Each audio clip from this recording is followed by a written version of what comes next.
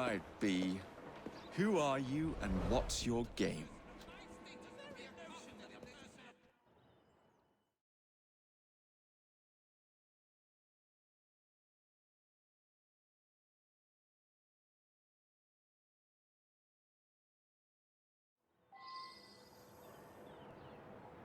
Reach the Syndicate Club.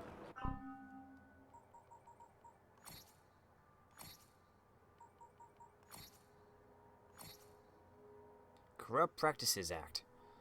Rigging elections was a national pastime in 19th century Britain, and by 1868 things had gone so bad it just wasn't sporting anymore. Thus, Prime Minister Disraeli introduced this bill in order to make the process interesting again. The bill's principal effect was to transfer responsibility for trying elections petitions from... You know what? Let's slow down and back up a bit. Prior to this act, whenever the result of a parliamentary election was up for debate, the result was decided by a vote in the House of Commons. Shockingly enough, this meant that 9 times out of 10, the candidate from the majority party turned out to have won the election after all.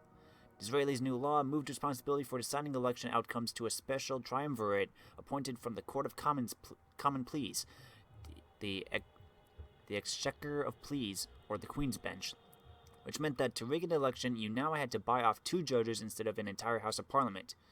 A much more sensible and streamlined system of corruption. It's this slow, steady march toward efficiency that makes the British government the finest in the world.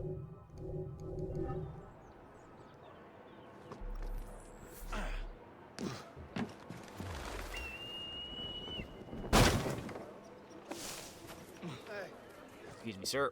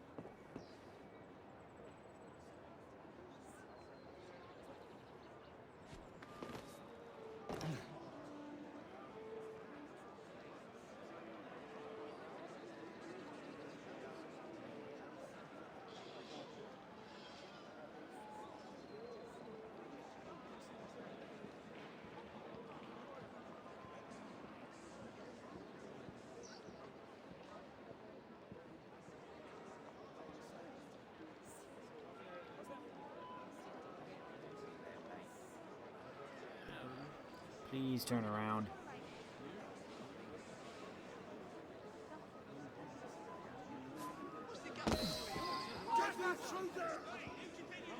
Not kill any guards.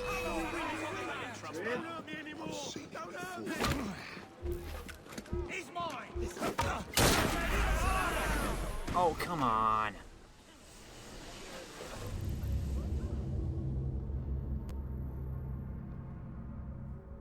Yeah, basically, don't get caught at all.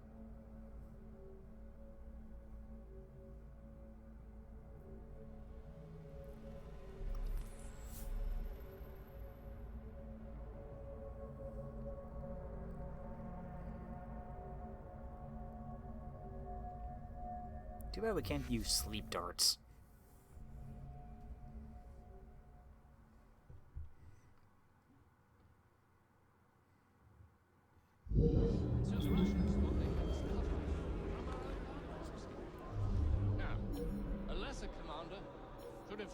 Well, if it isn't my dear old chum, Mr. Disraeli. Now, Prime Minister, which of your friends is about to stab you in the back? The Corrupt Practices Bill is a vital step in reforming our government. If the majority party is allowed to dictate the results of contested elections, we can scarcely call ourselves free. If we yield up our rights bit by bit to the courts, we can scarcely call ourselves free, sir. This is so like you, Gladstone. You would rather throw your body upon the gears of progress than surrender 1 iota of power. By God, Disraeli, you are a fool. Oh, yes. I'll not stand idly by and watch you drag parliamentary privilege through the muck. No, certainly not. You'd rather return us to the yoke of tyranny? Perhaps while we're at it, Mr. Gladstone, we could repeal Magna Carta and return the crown to the bloody Stuarts! The veg won't buy itself. Come any closer and I'll bite your head off. You're wasting my time. Oh, come on! I wasn't even doing anything!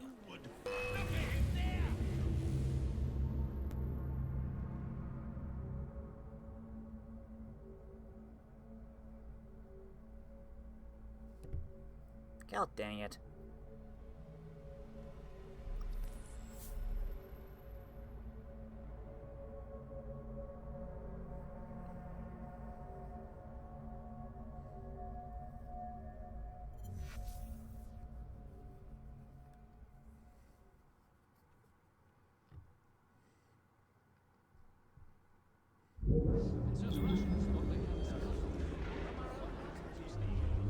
Now, a lesser commander should have thrown his hands up and Well, if it isn't my dear old chum, Mr. Disraeli.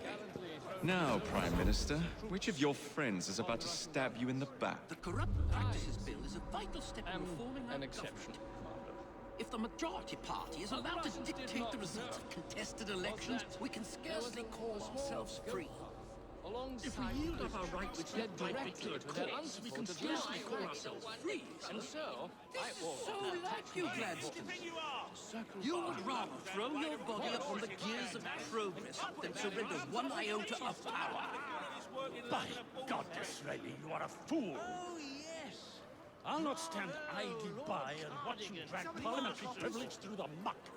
that is No, precisely the certainly word not. that I used You'd to describe rather return us to the yoke of tyranny? Now, Perhaps while we're at it, Mr. Gladstone, we could repeal Magna Carta and return the crown to the bloody Stuarts. certainly it would provide a much-needed... Merely because I do not wish to see government placed in the hands of judges, you would make these slanderous accusations? Everyone's gonna think I'm a tramp. I'll not stand for it. I'll say what's right and what's wrong. Then I shall obviate the requirement. Good evening, sir. Hey, who do you think you are?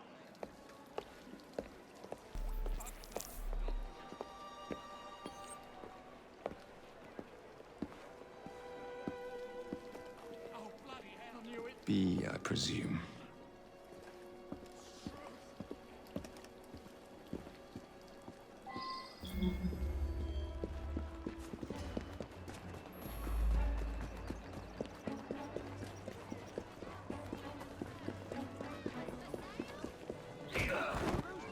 Pleasure to meet you. B. Me! My name's Herbert! And why are you following the Prime Minister? It's just a job, sir! Some old bloke paid me to...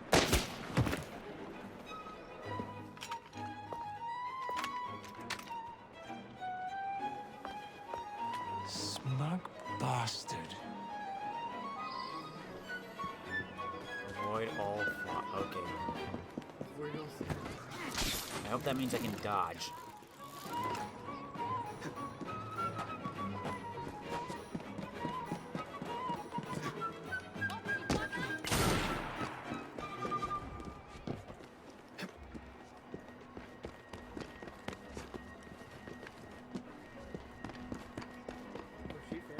Yeah.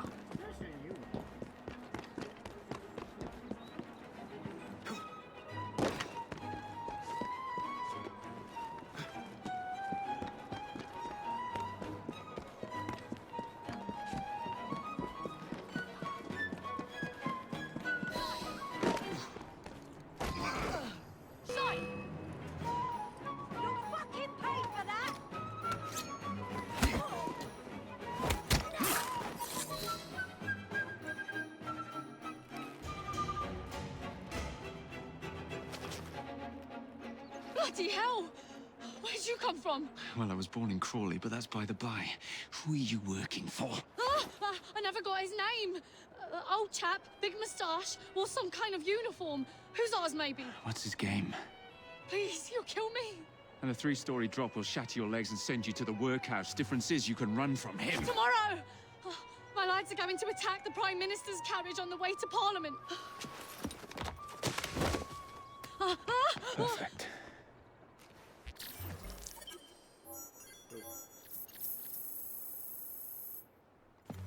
iron scale belt.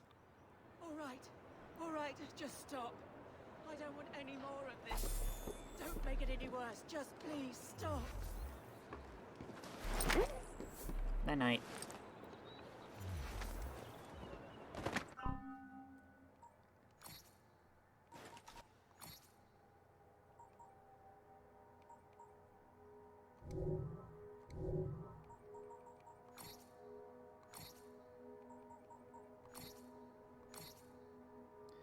Crimean War. And perhaps the pettiest reason to start a war since the Americans got a bit surety over our borrowing of their sailors in 1812, the Crimean War, 1853 to 56, began as a disagreement over whether Catholic or Orthodox Christians should control the churches in the Holy Land. Of course, it was really about whether Britain or Russia was allowed to have the bigger empire, but we don't talk about that in polite society. Casus Belli was when Napoleon III sent a warship into the Black Sea to politely suggest that the Ottoman Sultan Abdulmecid, crazy name, crazy guy, acknowledge French Catholicism as the authority over Christian sites in the Holy Land. This rather annoyed Tsar Nicholas I, since up till this point the Eastern Orthodox Church had controlled those sites, and he responded by sending 2 corps to the banks of the Danube. Diplomatic relations soured over there, and since the British and French were leery of Russia expansionism and had troops in the area anyway, they decided they might as well pitch in on the Ottoman side.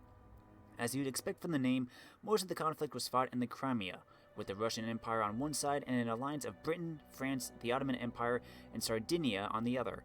It was also one of the first truly modern wars, if large masses of men shooting each other over which Toff got to call themselves emperor or whatever can be called modern. Technology like the exploding artillery shell, the railroad, and the telegraph shaped the conflict, and the advent of photographic technology meant it was one of the first wars to be documented in the press. This was particularly delightful in that the great legacy of the Crimean War was the rank incompetence and general mismanagement on the part of the leadership on all sides. Something to really be proud of there. If you're going to be inept, be really inept. For the citizens of the home front, puffed up with patriotic fervor, this was a bit like going to see your favorite band in concert only to realize they only sounded good thanks to auto-tune and ruthless editing. The war ended in 1856 when the Allies took the key Russian city of Sevastopol. Where have I heard that before? Sevastopol is in southern Russia on the Black Sea, at the edge of Crimea. I feel like I've heard it in something else, though. It's one of the sites in diplomacy, one of the control sites that you can generate units from in Russia. Maybe. That's where I hear it from, but also I played diplomacy for a while. That's true. Recognizing the inevitability of defeat, Nicholas I sued for peace, and as part of the terms, the Black Sea was declared neutral. Moldavia and Wallachia were made independent. Wallachia were made independent, and everyone more or less tried to forget the entire embarrassing debacle. It did lead to extensive calls for military reform into nationalist movements across Eastern Europe, which doesn't quite seem worth the lives of 500,000 people, but what do I know? Battle of Balaclava. On October 24th, 1854, the Allied forces of Britain, France, and the Ottoman Empire had settled in for a long winter siege on the Russian port of Sevastopol. The British, under Lord Raglan, took Balaclava and the right flank of the siege. This was a problem because the British didn't actually have the manpower to hold the right flank. See Crimea War, rampant incompetence. Sensing weakness, Russian forces charged the British defenses and managed to capture several redoubts and their artillery pieces. It was a major, though not ultimately significant, victory for the Russians, but the battle is most famous for that paean to incompetence leadership and senseless loss of life that is the charge of the Light Brigade. I'm sure you've read the poem, and if not, for God's sakes, go read a book. Cannon to the left of them, cannon to the right of them, etc. There were a lot of cannon, is the point. The whole thing is fraught with ambiguity and recrimination on all sides, but broadly, here's how it happened.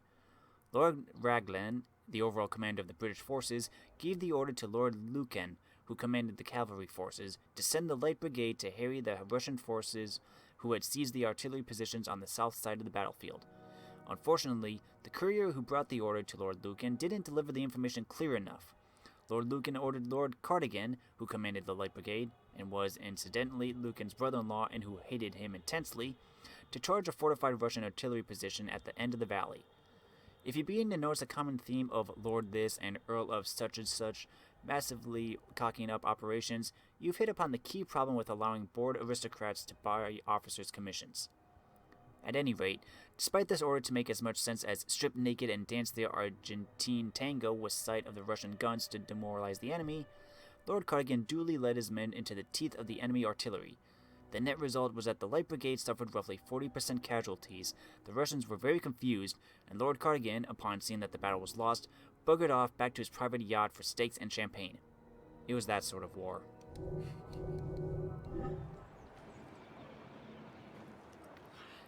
British wars. This information now? British war is weird. Are we talking about the Crimean War? I'm sure. Well, they said like a guy in a uniform or something. Probably. Probably a hustler. Yeah. Yeah. So just historical context.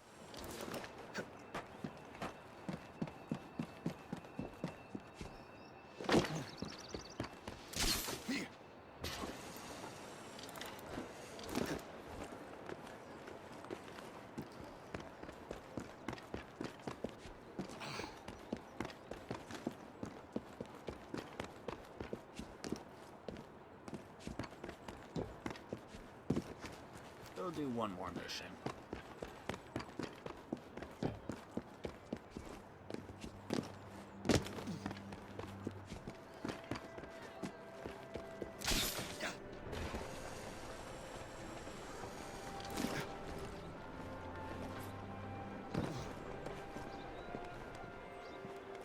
Drop, drop.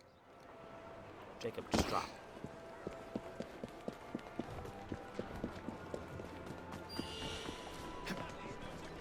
That's a girl.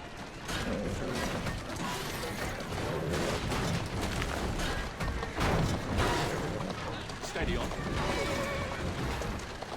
Walk on, girl.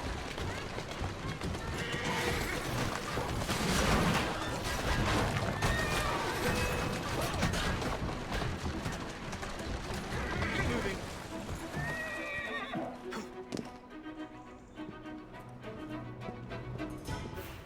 All right, Jacob.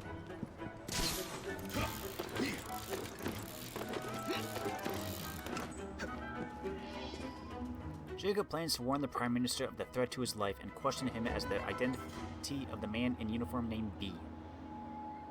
Golden Cloak.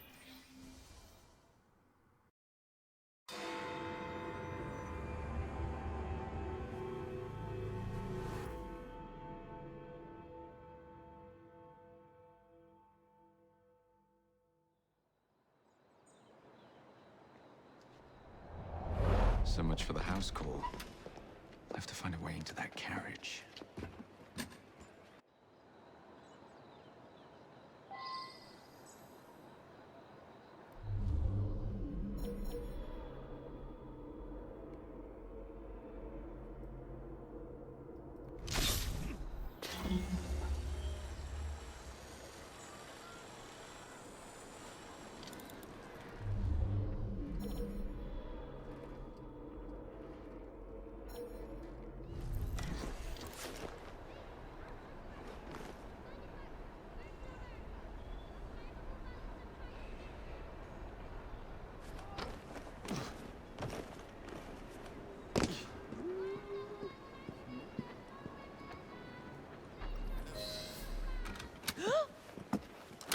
What's the meaning of this? Who the devil are you? Prime Minister, I'm your new bodyguard, Jacob Fry. I wasn't informed of any new bodyguard. Who's your commanding officer? Let the boy speak, Dizzy. Madam, apologies. But we've learned of a threat on your life. And the Met thought it best to move quickly. Threat? What sort of threat? That sort. If you excuse me a moment.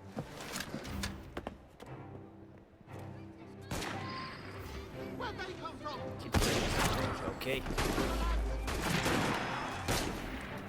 Go up. Come on.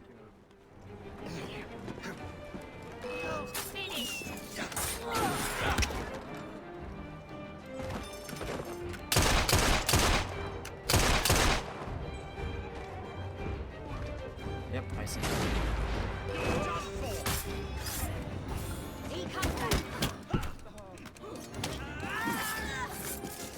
Pay for that!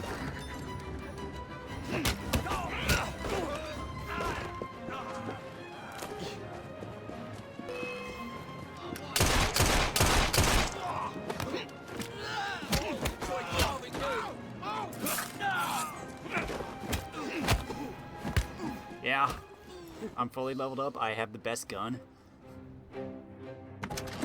See here!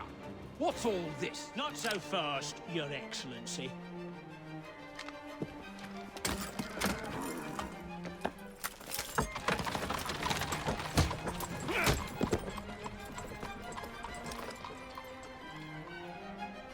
They just kidnapped the Prime Minister.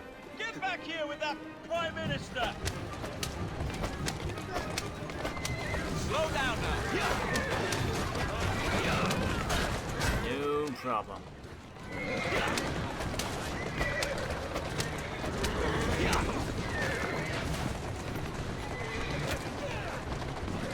Easy does it. Everyone all right? We seem to have come through unscathed.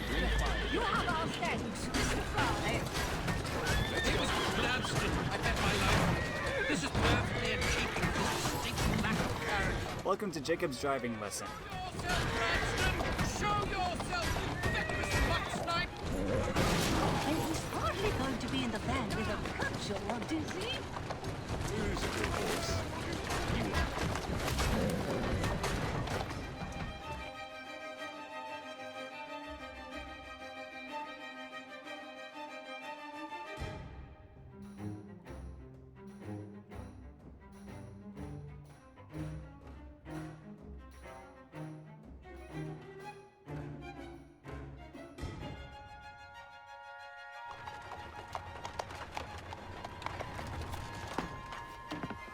Damn Gladstone! That bloody man! He will pay for this! Thank you. What do you intend to do about Gladstone, young man? I assure you, Madam, Gladstone is innocent in this. But he tried to kill my husband. Well, we'll look into Gladstone. Perhaps you can help me with another inquiry, Madam. A gentleman with ties to Parliament, older, wears cavalry uniforms and has a large mustache. You seem like a rough and ready sort of fellow, Mr. Fry. Well, yes I am, actually. And are you familiar with the poorer districts of our city? Roughly. Wonderful. As it happens, I've been eager to tour the Devil's Acre. If you were to escort me, I'd be happy to assist you in your inquiry. That strikes me as a dangerous idea. Then it's settled. Come back here to Downing Street tomorrow night, 8 o'clock sharp. Good day, Mr. Fry. But Good day, Mr. Fry.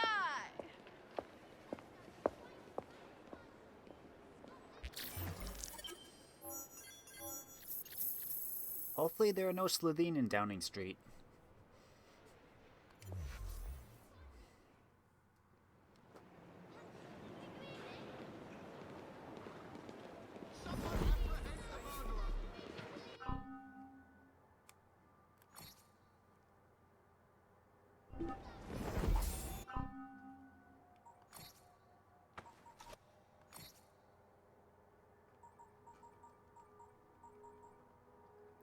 The woolen cape is both durable and easy on the eyes, not that your enemies will ever see it.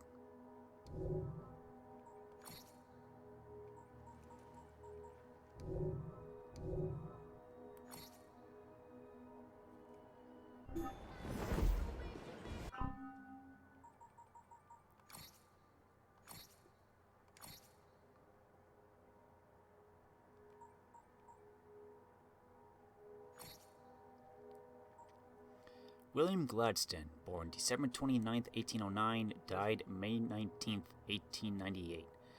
Known as the People's William by his supporters, which has to be one of the weirdest nicknames I've ever heard, William Ewart Gladstone was Prime Minister of the United Kingdom 4 times and ranked one of the greatest Prime Ministers of all time. Born in Liverpool, young Willie was the fifth of 6 children to Anne Mackenzie and Sir John Gladstone. He attended Christ Church at Oxford, where he studied mathematics and classics, served as president of the Union Debating Society, and became an advocate for Toryism. Gladstone was elected to Parliament in 1832. In the House of Commons, he was a member of High Toryism and opposed the abolition of slavery. Eek. Later, when slavery was abolished, he helped his father collect over £100,000 from the government for having owned over 2,000 slaves across 9 plantations in the Caribbean. During his time in Parliament, he met and began to despise his lifelong rival Benjamin Disraeli, appalled by his foppish attire. When he excelled in the House of Commons, he struggled in his social life. Gladstone had a difficult time finding a wife. After being rejected by both Caroline Eliza Farquhar and Lady Frances Harriet Douglas, he met the charming Catherine Glynn. The two were later married and stayed together for 59 years, until he passed away, because 59 years must have been tiring. In 1840, Gladstone took it upon himself to rescue and rehabilitate prostitutes, a practice he continued for the next several decades, despite the backlash from his peers. After leaving and returning to Parliament several times, Gladstone served as Chancellor of the Exchequer in 1859 and leader of the Liberal Party in 1868. He served his first premiership later that year until 1874, and then promptly retired. Angry with Disraeli's changes during his retirement, he returned to Parliament and served another 3 times as Prime Minister, 1880 to 85, 86, and 92 to 94. Unlike his rival, Gladstone was known for his poor relations with Queen Victoria. She is quoted having complained about him, saying, "He always addresses me as if I were a public meeting." William Gladstone died of heart failure in old age in 1898 and was buried in Westminster Abbey. His wife later laid next to him. After she died too, I mean. Desmond. Not funny, universe. Not funny at all. Geez, what'd you find in there? Sean's been locked in his room for hours. Can't find the whiskey, and I'm pretty sure I hear crying. Oh, What's up? Desmond.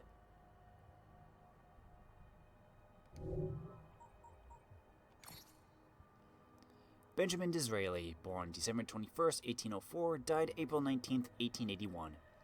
A novelist, a dandy, and a man practiced in law, Benjamin Disraeli, albeit surprisingly, came to be one of Europe's leading statesmen. The first and thus far only Jewish-born Prime Minister of England, Disraeli became famous for shaping the modern Conservative Party and for his feud with William Ewart Gladstone. Disraeli was born in London in 1804 to Isaac and Marie Disraeli. When Benjamin was 12 years of age, Isaac converted his family to the Anglican Church following a dispute with the local synagogue. Later, Benjamin would further Anglicize his name from Disraeli to Disraeli. When he went to work for Maple's law firm in 1821, though his exact motivations are unknown. Possibly he got fed up with spelling it out for people. Before entering the House of Commons, Disraeli dipped his toe in the waters of both literature and the stock exchange. He was fortunate that it was only his toe, too, because when he found himself both a critical failure and massively in debt, he suffered a nervous breakdown. Still, despite it all, he finally found his way into Parliament in 1837, getting a seat in the Conservative Party. It was during this period that he forged his lifelong rivalry with Gladstone. In 1831, Disraeli married Mary Ann Lewis for what was thought by many to be financial reasons, but the couple at least grew to love each other and remained bound until her death in 1872. "Dizzy married me for money," Mary once stated, "but if he had the chance again, he would marry me for love." Disraeli became Prime Minister for the first time in 1868, but failed to win that year's election. He led the opposition to majority once again in 1874, becoming Prime Minister for a second time with a reign lasting 6 years. Suffering from gout and severe asthma, Disraeli died in 1881. Queen Victoria, with whom he had made good friends over the course of his political tenure, was distraught by his passing, but due to the royal protocol, was forbidden from attending his funeral. Well, that sucks. Mary Ann Disraeli, born November 11th, 1792. Mary Ann Disraeli, formerly Vinnie, Viscountess Beaconsfield, was a prominent figure in British high society throughout much of the night. Beaconsfield, but okay. It's late. I'm tired. Okay. Throughout much of the 19th century, she married Benjamin Disraeli in 1839, shortly after her first husband passed away, and was his constant companion, friend, and advisor until the day she died. Her affection of a silly scatterbrained demeanor and penchant for saying the sort of things that made proper Victorians waggle their mustaches disapprovingly masked a keen political mind, and between the two of them, it was joked that Benjamin married her for her money, but do it again for love. This is rather more charming if you realize that Mary Ann was quite skint when they married. It should be noted, though, that the Disraelis, both of whom were romantics to the core, had a rather trying marriage at first. Benjamin hid his extensive debts from her for years, and both felt the sting of public disapproval.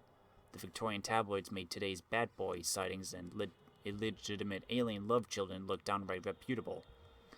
Rather than wallow in misery, as is the English way, the pair once again flouted convention by working out their problems and strengthening their relationship until their marriage became the storybook romance of which they had both dreamed. In 1868, when Queen Victoria wanted to raise Disraeli to the nobility, but he preferred to stay in the House of Commons, Mary Ann leapt upon the proverbial grenade and was dubbed Viscountess Beaconsfield. As ever, she made waves for her refusal to abide by the accepted standards of Victorian society.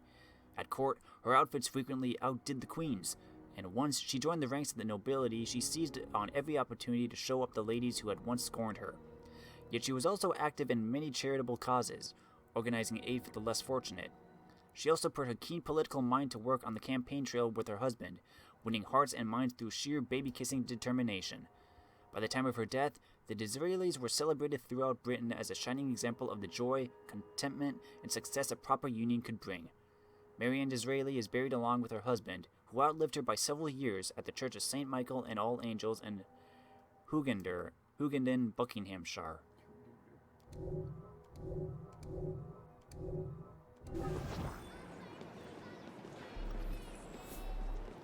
So we have a little in with the Prime Minister now.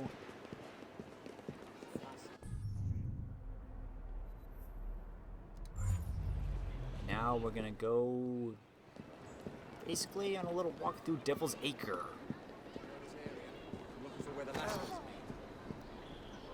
Sorry.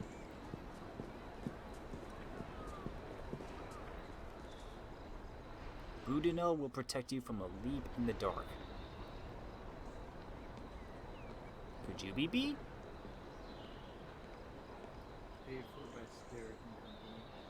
I wouldn't be surprised.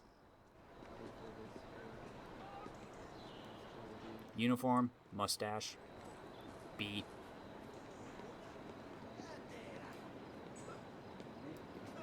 Possibly.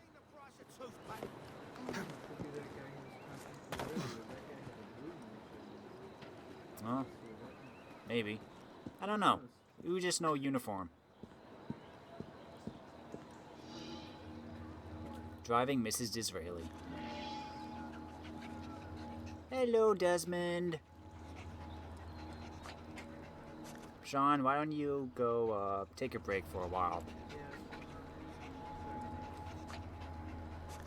Who's your cute little corgi?